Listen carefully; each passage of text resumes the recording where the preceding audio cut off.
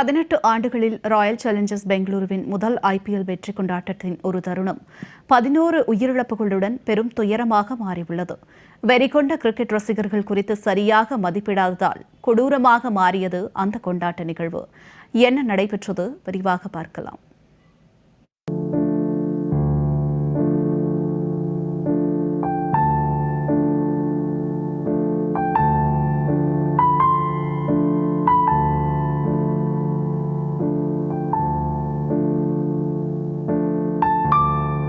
நீண்ட காத்திருப்புக்கு பின் Royal Challengers Bengaluru அணி முதலில் IPL வெற்றி பெற்றது மாநிலத்தில் ஒரு உணர்ச்சிபூர்வமான விஷயமாக மாறியது.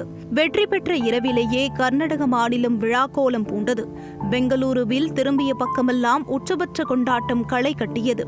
இந்த நிலையில் RCB ரசிகர்களுக்கு உடனடியாக பாராட்டு விழா நடத்த முதலமைச்சர் சித்தராமையா தலைமையிலான அரசு நடவடிக்கை எடுத்தது.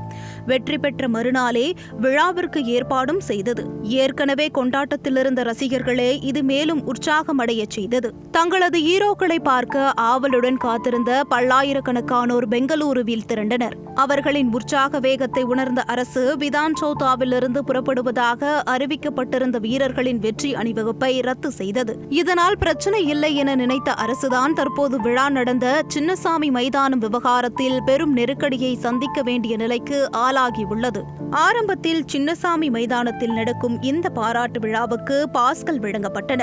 ஆனால் சிலருக்கு பாஸ்கள் கிடைக்காமல் போனதால் சற்று இழந்த நிலையில் நிலைமையின் வீரியம் புரியாமல் சின்னசாமி மைதானத்திற்குள் நுழைவது இலவசம் என்ற அறிவிப்பை வெளியிட்டது அரசு. அங்குதான் துயரத்திற்கு பிள்ளையார் சுழி விழுந்தது.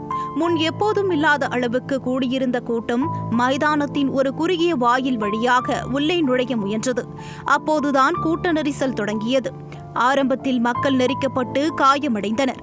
பின்னர் அதிகமான மக்கள் மேலும் உள்ளே செல்ல முயன்றதால் தடுப்புகள் கவிழ்ந்தன. அருகில் இருந்தவர்கள் அதன் அடியில் சிக்கிக் கொண்டனர். அது தெரியாமல் போலீசார் லத்தியை சுழற்ற உள்ளே நுழைய முயன்ற கூட்டத்தினரால் கீழே விழுந்தவர்கள் மிதிப்பட்டனர். இதில்தான் 11 பேர் உயிரிழந்தனர். 50க்கும் மேற்பட்டோர் காயமடைந்துள்ளனர். 5000த்திற்கும் மேற்பட்டோரை பாதுகாப்பு பணியில் ஈடுபடுத்தினோம். எதிர்பாராத வகையில் லட்சக்கணக்கான மக்கள் வந்துவிட்டார்கள் என 1000 விளக்கம் அளித்தாலும் சரியான திட்டமிடல் இல்லாததற்கு மாநில அரசே பொறுப்பு என்பதுதான் மறுக்க முடியாத உண்மை. RCB பெற்ற வெற்றி கர்நாடகத்தை உணர்ச்சிபூர்வமாகி இருந்த நிலையில் சில நாட்கள் கழித்து இந்த பாராட்டு விழாவை நடத்தியிருந்தால் இந்த துயரம் நடைபெறாமல் தடுத்திருக்கலாம் என்பதே பலரின் கருத்தாக உள்ளது.